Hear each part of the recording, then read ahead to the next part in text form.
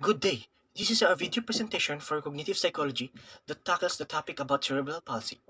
Cerebral palsy is defined as a group of disorders that affect one's muscle movement and coordination, and in most cases, their senses too, such as their vision, hearing, and sensation. It is the most common cause of muscle and motor disability in childhood. Statistics claim that it affects at least 1 in 4 children out of 1,000 children worldwide. The word cerebral means that this disorder has something to do with the brain, and palsy refers to a weakness or compromisation with the body's mobility. The symptoms for cerebral palsy varies from patient to patient and can range from mild to severe, but it can also fluctuate over time depending on the treatment or intervention that an individual is receiving, or which part of their brain is particularly affected during the formation of this disorder. Doctors classify cerebral palsy according to the main type of movement the disorder is involved, depending on which areas of the brain are affected. So here we have the four main types of CP. First, we have the spastic cerebral palsy that is involved with the stiff muscles.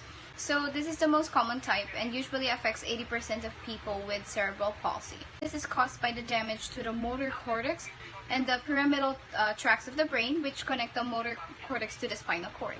Here we have the three kinds of SCP. First is a spastic diplegia. So people with this kind of disorder might have difficulty walking because of the tight hip and leg muscles that causes their legs to pull together. The knee is also known as scissoring. Next, we have the spastic hemiplegia. So for this one, this disorder is sometimes caused by injuries before, during, or shortly after birth. Lastly, the spastic quadriplegia. So with this one, people who have this kind of disorder usually cannot walk and often have other developmental disabilities such as intellectual disability, seizures, and problems with vision, hearing, or speech. And we also have here another kind of cerebral palsy, the dyskinetic cerebral palsy. So for this case, the problem is in the area of a brain called basal ganglia, and it is responsible for getting messages about movement from the brain to the muscles. So with this kind of disorder, a child might be born with cerebral palsy or develop it later. We also have here the ataxic cerebral palsy. This disorder, the problem is in a part of the brain called cerebellum, and the cerebellum controls balance and coordinates movement and or movements that need a lot of control.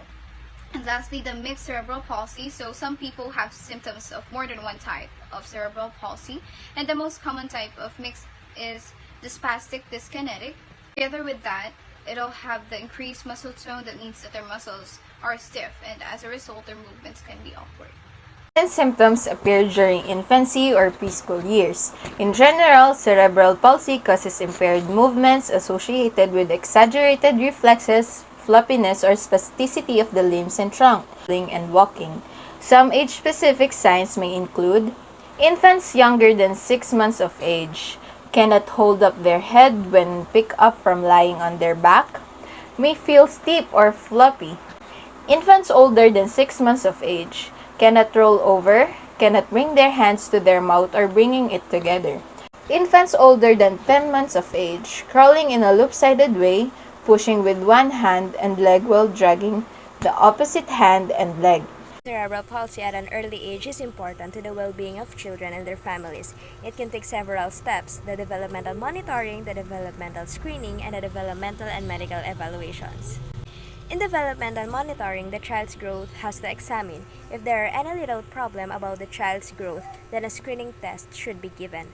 The doctor has to ask parents if they have any little concerns about their child's development and watching the child during the exam to see how he or she moves.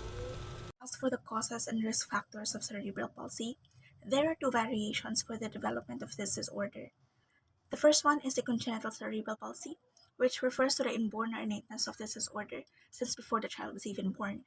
The risk factors that could have influenced the formation of the congenital cerebral palsy. There is no cure for cerebral palsy, but there's a treatment that could help. Occupational therapy, speech and language therapy, and recreational therapy are the treatments that could help, but the best treatment for cerebral palsy is the physical therapy.